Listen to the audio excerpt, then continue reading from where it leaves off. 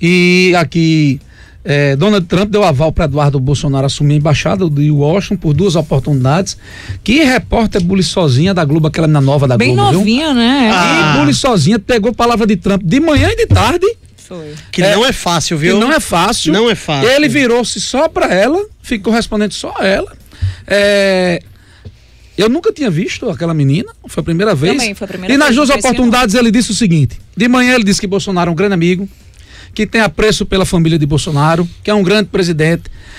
Disse que não tinha tomado conhecimento da indicação de Eduardo Bolsonaro de manhã para ser o embaixador, e de tarde disse que fazia sim, bom gosto. Mas a informação mais importante que Trump disse ontem, Luciano, para os brasileiros, e que eu acho que a imprensa vacilou, foi dizer que os Estados Unidos vai fazer livre comércio com o Brasil.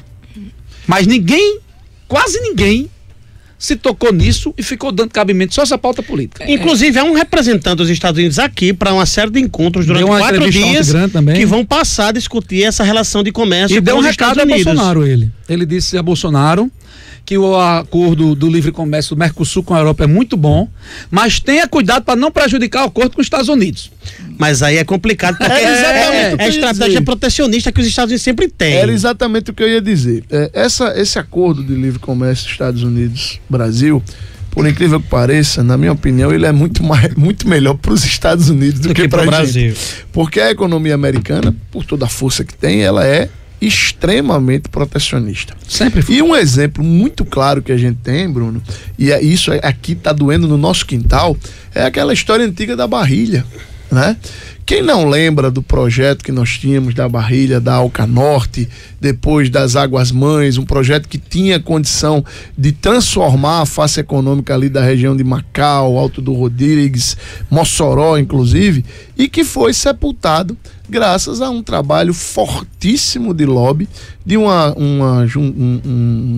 união de empresas chamada ANSAC, que é um conglomerado que detém praticamente o monopólio da produção de barrilha no mundo, né? E os Estados Unidos sempre trabalharam para proteger seu mercado interno. Eu não sei até que ponto é uma excelente notícia para o Brasil esse interesse todo do Trump, não. Meu amigo, deixa eu lhe fazer uma pergunta. Os chineses estiveram aqui semana passada e a governadora me disse, através de Zap, eu passei uma mensagem para ela, disse que estava indo para Salvador para a reunião dos governadores, queria convidar ela para vir, ela disse que foi muito boa a reunião e eu perguntei especificamente sobre o caso da Xinte e eles tinham dito o seguinte, que para viabilizar uma empresa do porte que eles querem colocar, eles têm que produzir placas o equivalente a 300 megawatts por ano, uma situação dessa. E que todos os estudos que eles tinham feito, a demanda necessária para o estado do Rio Grande do Norte e a vizinhança, dava metade disso. E que eles estavam vendo outros parceiros em outros estados, questão de logística, para concretizar ou não a instalação da fábrica aqui. Mas o governo do estado, Luciano, anunciou aí 2 bilhões de investimentos chineses no Rio Grande do Norte nos próximos anos. É isso? Você acompanhou isso? Eu vi essas negociações aí, essas tratativas, acompanhei com os chineses, e esses investimentos eles não estão realmente ligados à questão da Xinte, mas eles estão muito ligados à área de logística, tá certo? Eles estão muito interessados nas nossas estradas e até no nosso porto, e também estão muito interessados no setor de construção civil pesada, tá? Eles devem entrar muito forte nisso. Também estão avaliando fortemente a questão das ferrovias, que é um nicho que aqui no Rio Grande do Norte praticamente inexiste, e eles enxergam um grande potencial para este tipo de investimento aqui.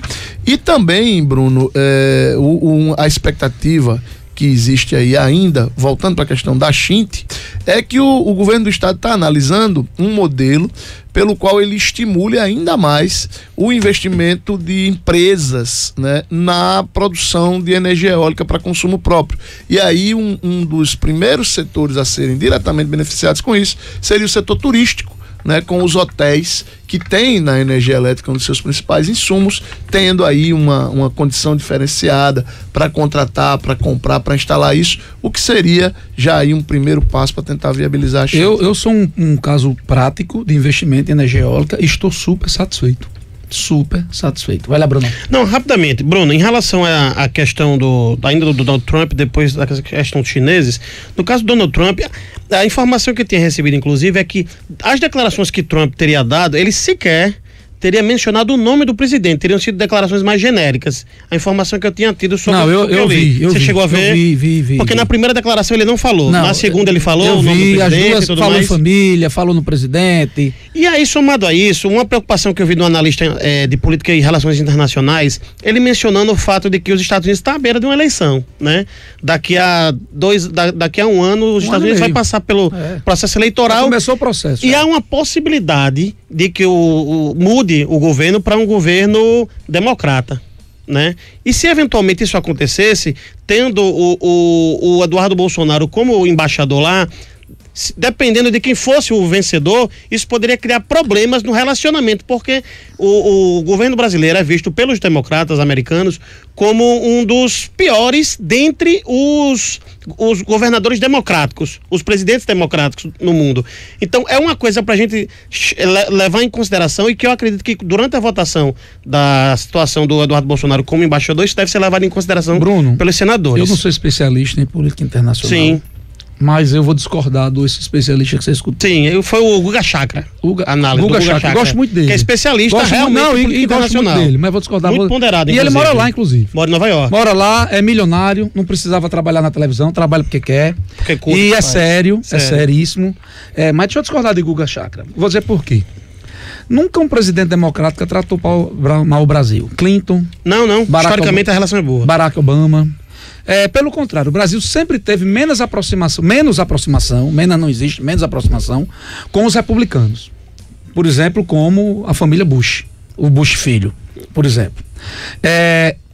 Desde que eu nasci, tirando o período militar que eu só acompanhei por livros e filmes, nós nunca estivemos tão próximos do governo americano como atualmente.